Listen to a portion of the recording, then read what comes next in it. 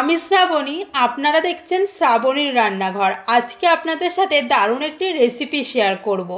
এটি আপনারা বাচ্চাদের টিফিনেও দিতে পারবেন, এছাড়া ব্রেকফাস্ট ও ডিনারে এটি খুব অল্প সময়ের মধ্যেই বানিয়ে ফেলতে পারবেন। আজকে আমাদের রেসিপি ডিম পরোটা। এই ডিম পরোটা খেতে ঠিক যতটা টেস্টি, বানানোও ঠিক ততটাই সহজ। তাহলে চলুন রেসিপিটি শুরু করা যাক।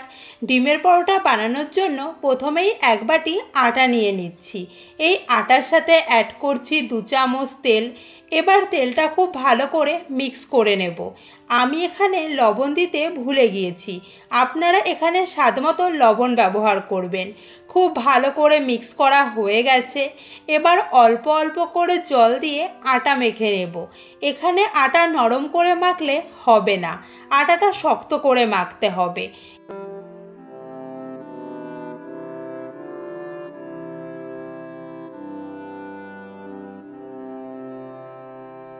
এবার আটাটা মাখা হয়ে গেছে। আটাটা দুভাগে ভাগ করে হাতের সাহায্যে লম্বা করে নিয়ে একটু বড় সাইজের লেচি কেটে নেব।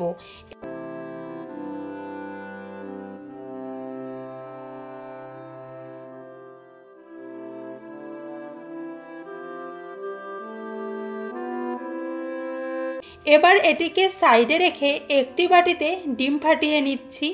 আমি এখানে একটি ডিম নিয়েছি, আপনারা চাইলে একটার পরিবর্তে 2টো ডিমও নিতে পারেন। আমি আটাতে লবণ দিতে ভুলে গিয়েছিলাম বলে এখানে একটু বেশি লবণই ব্যবহার করছি, আপনারা স্কিপও করতে পারেন। এরপর কুচিয়ে রাখা ধনেপাতা, কাঁচা লঙ্কা ও পেঁয়াজ অ্যাড করছি, আর সামান্য চিলি ফ্লেক্স দিয়ে খুব ভালো করে মিক্স করে নেব। এবার পরোটাটা বেলে নিচ্ছি। এর জন্য বেলুন পিঁড়িতে সামান্য ময়দা ছড়িয়ে দুপাশে খুব ভালো করে মাখিয়ে বেলে নেব। এখানে গোল করে না বেললেও চলবে। সামান্য ময়দা মাখিয়ে চারপাশে সমানভাবে ভাঁজ করে নিচ্ছি।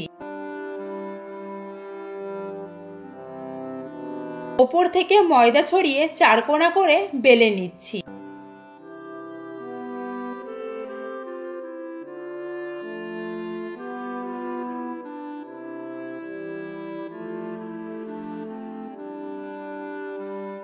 পরোটা বেলা হয়ে গেছে।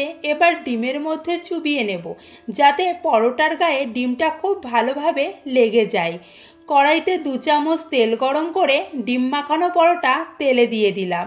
এবার উল্টে পাল্টে ভেজে নিচ্ছি।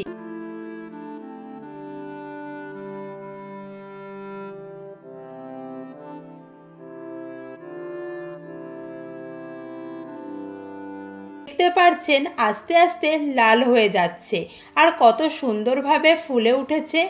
এবার পরোটাটা একদম পারফেক্টভাবে ভাজা হয়ে গেছে। এবার তুলে নেব। এভাবেই বাকি সব পরোটাগুলোও ভেজে নিলাম। তাহলে দেখে বুঝতেই পারলেন এটি বানানো ঠিক কতটা সহজ আর খেতেও ঠিক কতটা টেস্টি হয়েছে। এই রকম আরও রেসিপির জন্য চ্যানেলটি অবশ্যই সাবস্ক্রাইব করে দেবেন। দেখা হচ্ছে পরবর্তী ভিডিওতে।